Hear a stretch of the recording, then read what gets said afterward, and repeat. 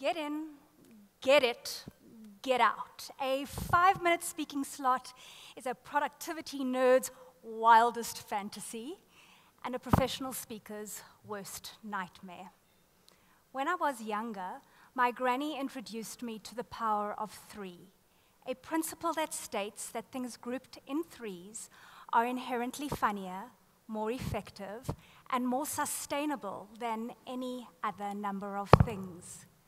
Now that I'm older, arguably wiser, not that much taller, I get to practice and teach easy-to-grab on handles to help you work smarter instead of so much harder. And while my granny would love me to share the full talk with you right now, I thought in the time that we have, I would touch on the one topic that most of my clients are grappling with: how to find time, to make more time when you don't have enough time in the first place. It's a problem. So let's think of your typical day. Your alarm rings and you've hit snooze a couple of times. After doing this a couple of times, if your alarm is on your phone or your phone is nearby, you will reach for it and check the weather, check Facebook, and worst of all, check email, just to check if anything came in while you were sleeping. But now you are running late, so you rush out of the house. You hopefully have time to grab something to eat and still get to work on time. You arrive at the office, you sit down at your desk, make some small chit-chat to a colleague in the office about your busy day ahead. You sit down and you get going to check email. Depending what it is you'll do, you're likely to dive straight out of email into your first meeting, which will take up pretty much most of the morning. You've saved that really important task for later on in the afternoon when you can give it your full attention.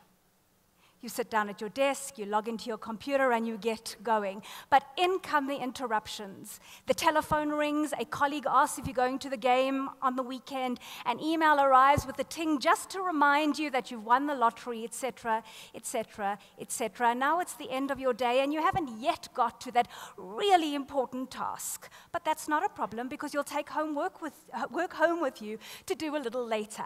You get home, relax for a few minutes, fall asleep on the couch. When it's eventually time to go to bed, you check your mobile device one more time, beat yourself up for not yet getting to that important task, or the many other things that are hanging on your to-do list, and then hopefully fall fast asleep. If that sounds even remotely like even one of your work days, I have something new to share.